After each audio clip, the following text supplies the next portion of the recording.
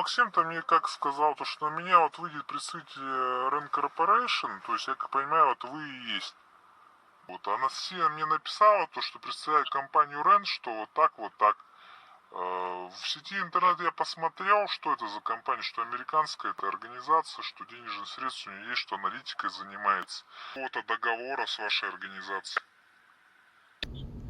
Будет. Сама фактура какая интересует? Организационно-штатная структура, укомплектованность, боевой численный состав, средства поражения, средства РЭП. В принципе, меня это заинтересовало. Просто момент какой. Мне писали суммы немножко совершенно другие. То есть там начиналась сумма от $100, если не ошибаюсь, за информацию.